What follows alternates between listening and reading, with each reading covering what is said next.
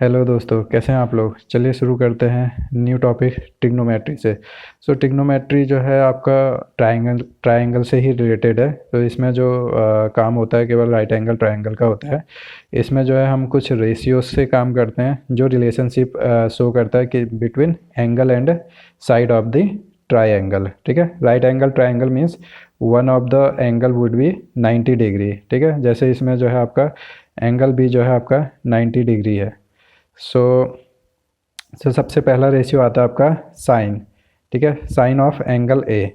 तो किसी भी उसका ये रेशियो साइन का, किसी भी एंगल का जो साइन रेशियो है वो होता है आपका परपेंडिकुलर अपॉन हाइपोटेनियस। ठीक है, अब आपको ये समझना होगा कि एंगल के हिसाब से आपका परपेंडिकुलर क्या होता है। ठीक है, ये राइट एंगल ट्रायंगल में हमें पता है एक बेस होता है, एक परपेंडिकुलर होता है और एक हाइपोटेनस होता है। ठीक है, अब एंगल ए की बात कर रहे हैं हम यहाँ पर, साइन ऑफ एंगल ए। सो इसके लिए जो है इसका परपेंडिकुलर होगा इसकी अपोजिट साइड में जो साइड है। ठीक है, इसके सामने जो साइड है बी सी। और इसके लिए बेस होगा आपका इसके अलोंग जो है साइड है। ठीक है, ए बी बेस होगा एंगल ए के लिए और ये आपका परपेंडिकुलर होगा। ठीक है, सो साइन ऑफ एंगल ए हो जाएगा आपका perpendicular upon hypotenuse. So perpendicular हो गया आपका बी सी, हाइपोटेनस हो गया आपका ए सी। ओके, तो साइन ऑफ एंगल सी। अब देखिए, अब यहाँ पर हम एंगल चेंज कर रहे हैं अपना। तो एंगल सी के लिए जो हमारा परपेंडिकुलर क्या हो जाएगा, ए बी। ठीक है, तो हमारा साइन ऑफ एंगल सी क्या हो जाएगा, A B upon hypotenuse. Hypotenuse तो इसका सबसे ये वाला ही रहेगा, हाइपोटेनस यही रहेगी सबसे लॉन्गेस्ट वन। ठीक है, सो हाइपोटेनस तो आपका सेम ही रहेगा लेकिन एंगल के हिसाब से आपके बेस और परपेंडिकुलर चेंज होंगे। ठीक है, परपेंडिकुलर होगा किसी भी एंगल का परपेंडिकुलर होगा जो उसके अपोजिट में होगी साइड। ठीक है, और उसका बेस होगा जो उसके अलोंग साइड होगी। ठीक है, ए के लिए बेस ये है और परपेंडिकुलर बी सी है। एंगल सी के लिए बेस आपका बी सी हो जाएगा और परपेंडिकुलर सी के सामने कौन सी है, ए बी हो जाएगी। ठीक है, इस हिसाब से हमारा पहला रेशियो आता है साइन ऑफ एनी एंगल। ठीक है, सेकेंड आता है आपका कोसाइन। ठीक है, कोसाइन का जो फॉर्मूला होता है बेस अपॉन हाइपोटेनियस होता है। ठीक है, अब देखिए हम एंगल ए की बात कर रहे हैं, कोसाइन ऑफ एंगल ए। तो एंगल ए का, सॉरी, एंगल ए का कोसाइन क्या हो जाएगा, बेस अपॉन हाइपोटेनियस। बेस क्या है आपका, ए के लिए ए बेस है ए बी, तो आपका आ गया ए बी अपॉन ए सी। ठीक है, अब हम एंगल सी लेंगे, अगर कोसाइन ऑफ एंगल सी लेंगे, सी के लिए बेस क्या हो जाएगा आपका बी सी, तो बी सी अपॉन हाइपोटेनियस ए सी हो गया। ठीक है, थर्ड रेशियो आता है आपका टेंजेंट, डेट इज टेन। ठीक है, एब्रीवेशन इसका टेन होता है, टेन ही लिखते हैं हम शॉर्ट में। तो टेंजेंट ऑफ एंगल ए होता है हमारा परपेंडिकुलर अपॉन बेस। ठीक है, सो ए के लिए परपेंडिकुलर क्या हो जाएगा हमारा बी सी और बेस क्या हो जाएगा ए बी हो जाएगा। सो आपका एंगल ए के लिए क्या हो गया, देखिए ए के लिए हो गया B C perpendicular upon A B आपका बेस हो गया। ठीक है, अब दिख रहा है। ओके, और एंगल सी के लिए टेंजेंट कितना हो जाएगा, फिर इसके लिए परपेंडिकुलर अपॉन बेस। परपेंडिकुलर क्या होगा इसके लिए, एंगल सी के लिए परपेंडिकुलर होगा आपका सामने वाली साइड हो जाएगी ए बी अपॉन, और बेस हो जाएगा इसका ए बी सी। ठीक है, एंगल के हिसाब से परपेंडिकुलर अपॉन परपेंडिकुलर और बेस जो है चेंज होते हैं, बाकी हाइपोटेनस तो सेम रहता है। ठीक है, और इसके बाद तीन हो गए, तीन ये तीन मेन होते हैं, बाकी तीन जो होते हैं इनके वो होते हैं रेसिप्रोकल होते हैं। ठीक है, टेंजेंट के बाद आपका कॉट आ गया। कॉट क्या होता है, वन अपॉन टेन थीटा। ठीक है, टेन का इन्वर्सल होता है वन अपॉन टेन है। सो ये हो जाएगा base upon perpendicular A B upon B C. ठीक है, ऐसे ही सी के लिए हो जाएगा टेन आपका A B upon B C था तो ये B C upon A B हो जाएगा। सेक जो है आपका कॉस का जो है रेसिप्रोकल होता है, तो कॉस के लिए हमारा ए बी अपॉन ए सी था तो ये ए सी अपॉन ए बी हो गया। ओके, और सी के लिए जो है बस बेस और वो चेंज हो जाते हैं, बाकी तो सब सेम ही रहता है। तो ऐसे ही सी के लिए जो है हमारा बी सी अपॉन ए सी था तो ए सी अपॉन बी सी हो गया। लास्ट जो आपका रेशियो आता है वो आता है आपका कॉसेक। कॉसेक का होता है वन अपॉन साइन, तो साइन हमारा बी सी अपॉन ए सी था तो यहाँ ए सी अपॉन बी सी हो गया, और एंगल सी के लिए ए सी अपॉन ए बी हो गया। तो इस तरीके से हमारे छः के छः रेशियोज़ डिफाइन हो गए। ठीक है, हमें केवल 3 रेशियो पे ध्यान देना है, कौन से, साइन कॉस टेन। ठीक है, बाकी 3 जो है इन्हीं से निकल जाएगा, 1/sin हो जाएगा कॉसेक, 1/cos हो जाएगा सेक, और 1/tan हो जाएगा आपका कॉट। सो हमारे पास टोटल 6 रेशियोज हो गए ट्रिग्नोमेट्री के, sine cos tan cot sec and cosec. ठीक है, इसी का यूज करके हम जो है सारी एक्सरसाइज करेंगे। इसमें कुछ और रिलेशन भी होते हैं, बट वो 8.2 एंड फर्दर एक्सरसाइज में आएंगे। सो इसमें चलिए पहले 8.1 शुरू करते हैं। तो इसमें हमसे कह रहे हैं कि in triangle A B C, ठीक है, कोई यानी ट्राइंगल है, right angle at B, right angle at B मतलब एंगल बी जो है आपका 90 डिग्री है। ठीक है, ए बी की वैल्यू दी है, बी सी की वैल्यू दी है, determine sine A and cos A. ठीक है, ये हमने पहले, इसमें जो है आप पहले ट्राइंगल बना लेंगे। ठीक है, सबसे पहले राइट एंगल ट्राइंगल। ठीक है, तो देखिए आपका क्या होगा, ए बी सी में बी जो है आपका 90 डिग्री है, तो ए सी तो आप कहीं पे भी, ए यहाँ भी लिख सकते हैं, सी कहीं भी लिख सकते हैं। ठीक है, बट बी जो है आपका 90 डिग्री होना चाहिए। ठीक है, ए बी की वैल्यू दी है, ए सी की वैल्यू दी है। अब हमसे पूछा है, देखिए ए बी और बी सी की वैल्यू दी है, हम ए सी की वैल्यू निकाल देंगे। ठीक है, तो ये राइट एंगल ट्राइंगल है, तो हम पाइथागोरस थ्योरम लगा लेंगे। तो ए सी का square equals to A B का स्क्वायर प्लस बी सी का स्क्वायर। सो 24 का स्क्वायर एंड 7 का स्क्वायर, ये आपका आ जाएगा टोटल 25 आ जाएगा। तो हमने ए सी भी निकाल दिया है 25। सो अब हमारे रेशियो सिंपल निकल जाएंगे। तो साइन ऑफ ए पूछा है, तो साइन क्या होता है, किसी भी एंगल का साइन क्या होता है, परपेंडिकुलर अपॉन हाइपोटेनस। ठीक है, अब परपेंडिकुलर ए के लिए कौन सा है, एंगल ए है ना, तो ए के लिए परपेंडिकुलर कौन सा होगा, ये एंगल ए है, ए के लिए परपेंडिकुलर इसके सामने वाली जो है साइड होगी बी सी, तो बी सी अपॉन हाइपोटेनस तो हमारा ए सी हो गया। ठीक है, तो बी सी अपॉन ए सी, बी सी हमारा 7 है, ए सी अभी हमने 25 निकाला, तो पहला ये हो गया। और कॉसाइन ए क्या होता है, कॉस क्या होता है, कॉस होता है हमारा बेस अपॉन हाइपोटेनस होता है। ठीक है, तो ये बेस अपॉन हाइपोटेनस हो गया। तो एंगल ए के लिए बेस हमारा कितना हो गया, ए बी, और हाइपोटेनस ए सी, तो वैल्यूज रख दी हमने, तो हमारा कॉस की वैल्यू भी मिल गई है। ठीक है, अब हमें जो है यही काम किसके लिए करना है, एंगल सी के लिए करना है।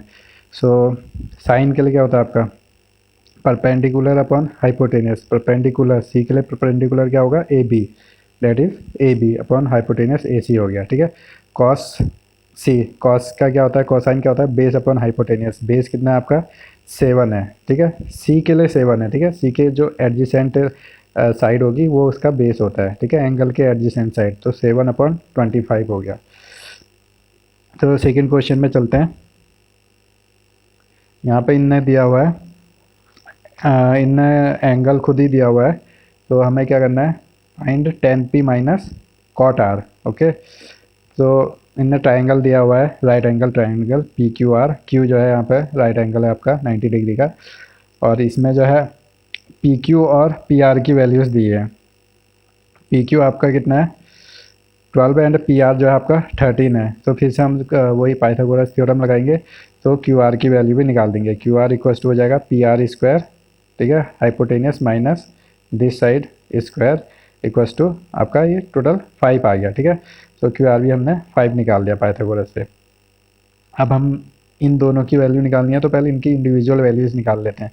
tan p क्या होता है आपका, परपेंडिकुलर अपॉन बेस।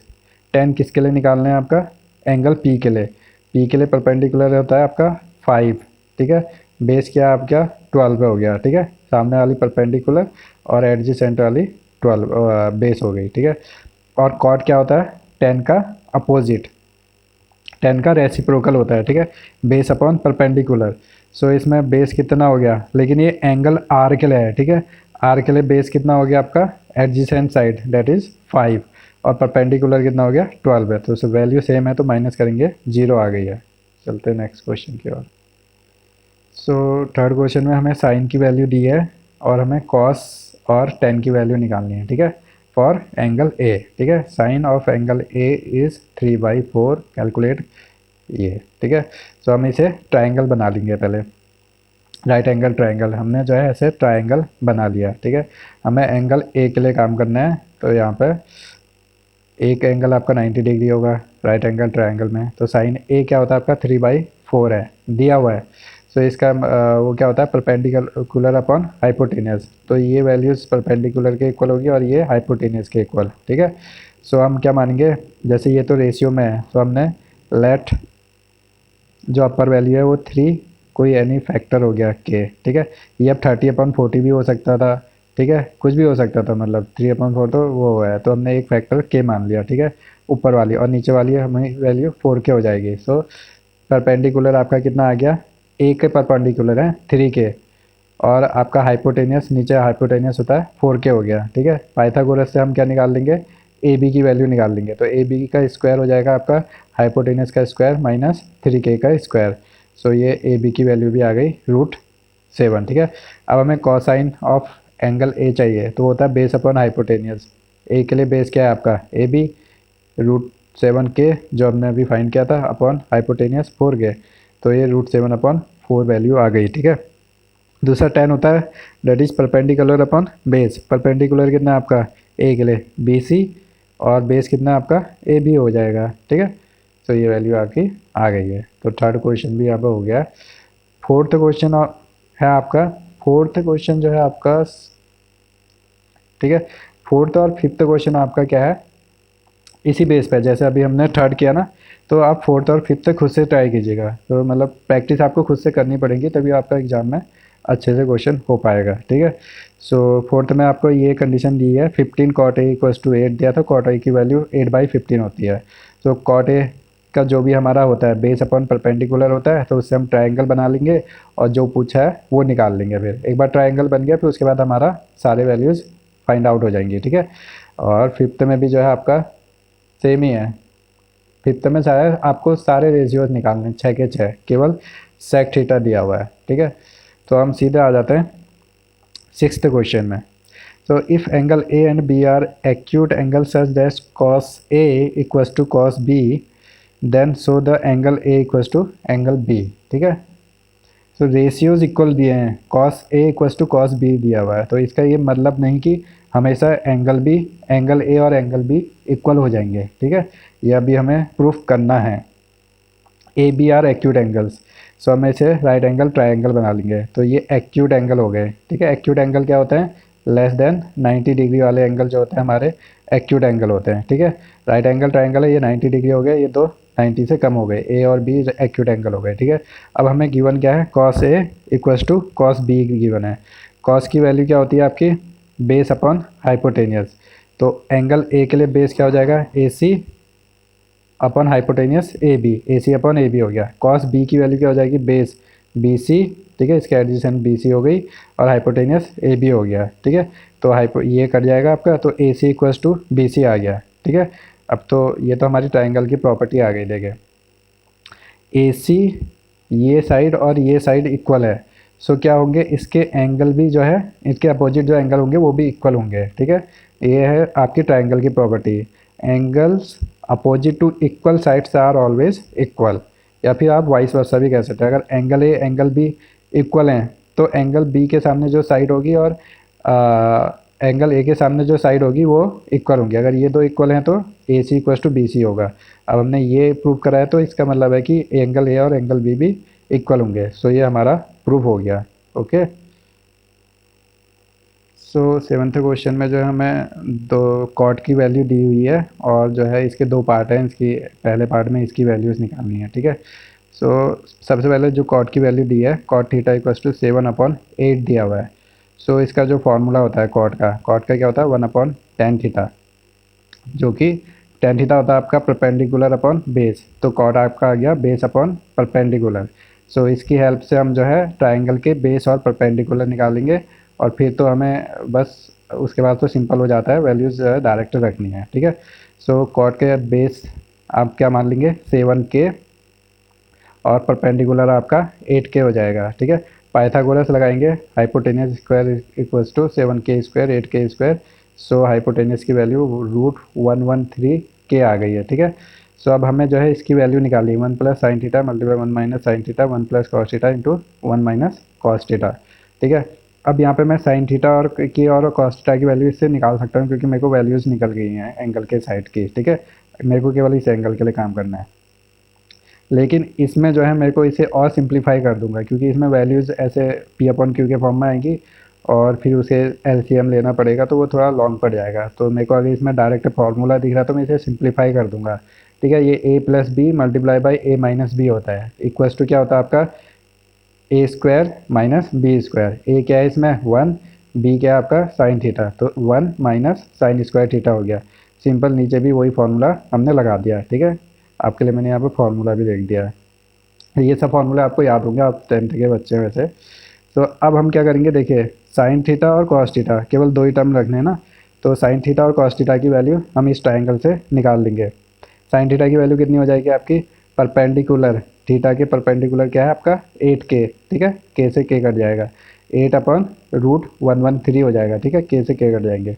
और कॉस की वैल्यू हो जाएगी बेस 7 अपॉन रूट 113। ठीक है, तो अब हमारा 1 minus sine theta, sine square theta है। ठीक है, साइन थीटा की वैल्यू 8 अपॉन है, इसका स्क्वायर कर देंगे 64 अपॉन रूट आ जाएगा 113 आ जाएगा। ऐसे ही जो है कॉस की वैल्यू भी रख दी। आप इसे सिंप्लीफाई करेंगे तो ये आपका 49/64 आ जाएगा। ठीक है, सेकंड जो है इनने सिंपल सीधे पूछ दिया कॉट स्क्वायर थीटा। सो कॉट थीटा की वैल्यू 7/8 ऑलरेडी दी हुई है, इसे तो हमें सॉल्व भी नहीं करना था। 7/8 दिया हुआ था, तो इसी का स्क्वायर कर देंगे हम, तो आपका आ जाएगा 49/64। ठीक है, 8th एंड 9th क्वेश्चन भी जो है सिमिलर है, मतलब कुछ नया नहीं है। ठीक है, आपको अपना दिमाग लगा के इसे सॉल्व करना है। जब तक आप प्रैक्टिस नहीं करेंगे, मैं जैसे कहते हुए आ रहा हूँ कि आपको खुद से प्रैक्टिस करनी ही करनी है। सो इसमें हम टाइम वेस्ट नहीं करेंगे, हम सीधे 10th क्वेश्चन में चलेंगे। ठीक है, 10th क्वेश्चन अच्छा क्वेश्चन है, थोड़ा सा घुमाया हुआ है, बट क्वेश्चन से कभी भी डरना नहीं है।